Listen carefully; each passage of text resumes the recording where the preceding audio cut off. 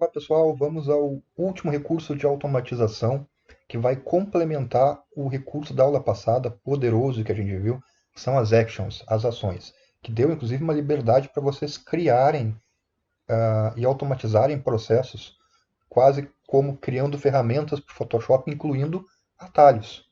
Então, o que a gente vai fazer? A gente não viu como aplicar essas ações em uma pasta contendo várias imagens. Quando se aplica uma ação, ela aplica imagem por imagem. Eu abro a imagem, aplico a ação, ele automatiza os processos e eu que tenho que salvar esta imagem depois de aplicar. Há como aplicar uma ação em uma pasta contendo 5, 10, 100, 200 imagens. Isso vai agilizar ainda mais e tornar ainda mais poderoso o recurso de ações. Como fazer isso? Eu tenho uma pasta aqui na minha área de trabalho com 5 imagens de modelos, inclusive imagens que a gente usou nas aulas passadas. Poderiam ter mais imagens, poderia inclusive ter mais pastas aqui dentro desta. Ele conseguirá da mesma forma aplicar os efeitos. Como faremos isso? Vou abrir meu Photoshop, eu não preciso abrir as imagens no Photoshop, eu vou lá no menu Arquivo e eu vou usar uma opção aqui no menu Arquivo que está em Scripts. E é a primeira opção, o processador de imagens, ou Image Processor. Quando se clica nessa opção, uma opção muito fácil, vamos configurá-la em 4 partes, em 4 etapas. A primeira delas, muito simples, aonde está esta pasta que tem os arquivos de imagem que eu quero processar. Então eu tenho que selecionar esta pasta. A primeira opção é esta. Selecione as imagens a serem processadas. Selecionar a pasta. Vou clicar nesse botão e vou apontar onde está a pasta, no meu caso, na área de trabalho, modelo, OK. Ele vai colocar para mim o caminho da pasta que está aqui quando eu selecionei no botão. Se tiver pastas dentro delas e eu quiser incluir elas, eu marco a opção incluir todas as pastas. Senão eu não preciso. Se eu quiser aplicar somente a primeira imagem e não em todas, eu marco esta opção. Mas eu quero aplicar em todas, então vou desmarcar, vou só selecionar a pasta e beleza. Segunda opção, também muito fácil.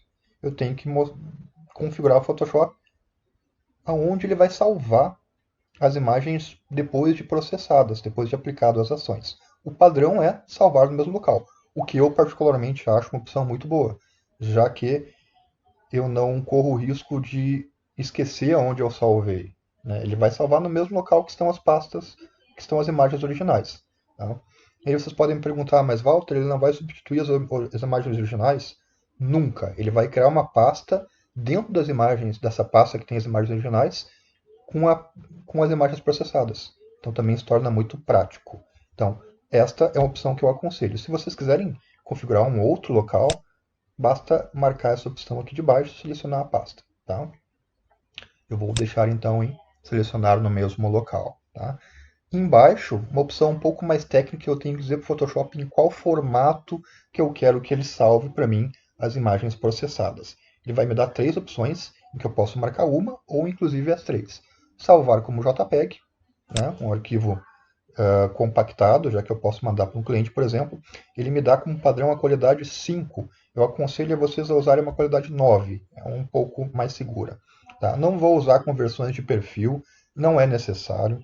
Tá? Em casos muito específicos, que a gente vai ver lá no final do curso, lá em fechamento de arquivo. Tá? Também tem a opção em salvar como PSD. Se eu quiser salvar alguma estrutura de efeito, alguma coisa assim, ele vai gerar o arquivo editável para mim do Photoshop. Essa é uma opção boa também porque ele vai preservar a máxima qualidade da imagem. Tá? Vou marcar ela para vocês verem o que ele vai fazer. Tá? E também salvar em formato TIFF, que é um formato de alta qualidade, geralmente aplicado para capas de revista, imagens vetoriais e assim por diante. Não vou usar essa opção, geralmente se usa a primeira ou a segunda ou ambas. Uma opção muito legal é que eu posso usar o processador de imagens, que é isso que eu estou fazendo, não somente para aplicar uma ação, mas para redimensionar um conjunto de imagens. Eu quero que todas as imagens tenham o mesmo tamanho. Eu quero usar ele só para redimensionar várias imagens. Eu posso marcar redimensionar e configurar uma largura e uma altura padrão para todas elas. Ele vai usar só para redimensionar, se eu não configurar aqui embaixo na sequência as ações. Isso é um recurso muito legal de redimensionamento em lote, né, em sequência de muitas imagens.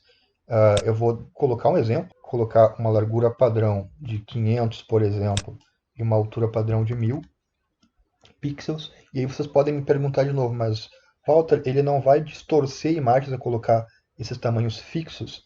Não, ele nunca vai fazer isso. Ele vai pegar uma maior medida da imagem, fixar ele e alterar outra medida de forma proporcional. Ele sempre vai manter a proporção. Ou seja, não necessariamente as imagens vão ter 500 por 1000.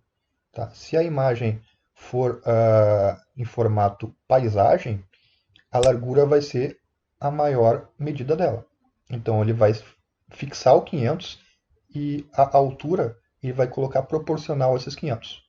Provavelmente bem menor que 1000. Se a imagem for em formato retrato, é a altura que vai ser a maior medida. Então ele vai fixar os 1000, todas as imagens vão ter 1000 pixels, ele vai aplicar em todas as imagens, e a largura ele vai colocar de forma proporcional. A largura vai variar. Tá? Eu vou colocar essas medidas para vocês verem o que vai acontecer.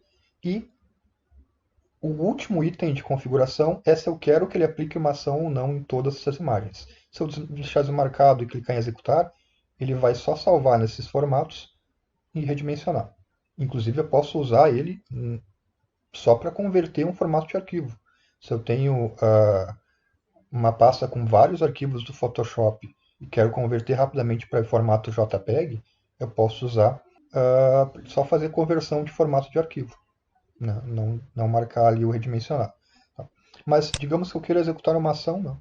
Eu seleciono a pasta que tem minhas ações, vou usar as minhas ações que eu criei na aula passada e vou colocar foto em desenho.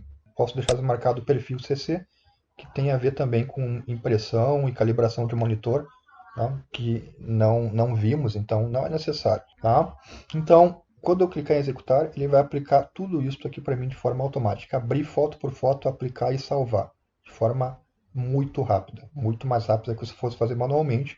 Imagina eu ter que fazer isso com 50 imagens. Redimensionar uma por uma e aplicar essas ações.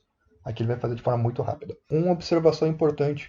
As ações só vão aparecer aqui nesse quarto item se elas estiverem carregadas lá no painel ações. Então, se eu não tiver nenhuma ação no painel ações, se essa pasta não estivesse lá, ele não reconheceria elas aqui. Importante eu tê-las lá. Vou clicar em executar. Olha o que ele está fazendo. Abrindo a imagem, aplicando, fechando e salvando. É tão rápido que eu não consigo nem ver ele aplicar. Ele só abre a imagem e fecha, mas na verdade ele já está processando a imagem. Pronto. Vou minimizar o programa e olha o que ele fez na pasta original. Ele criou duas pastas para mim, uma JPEG e uma PSD, manteve as imagens originais. Na pasta JPEG, ele salvou as imagens para mim com as ações aplicadas, da foto em desenho, no caso, e com o tamanho que eu comentei, que eu coloquei para vocês ali, ó, 500 por 754. Ele foi fixando para mim para poder manter a proporção. Tá? E no PSD, ele não alterou o tamanho, mas ele salvou, aplicou as ações e converteu em formato Photoshop, todas em PSD. Então é um recurso muito legal para se processar várias imagens de forma rápida, aplicando ações ou não, redimensionando as imagens ou não, ou até para converter formatos de arquivos. Ele vai completar então para vocês o recurso de ações e tornar ele ainda mais poderoso. Grande abraço e até a próxima aula.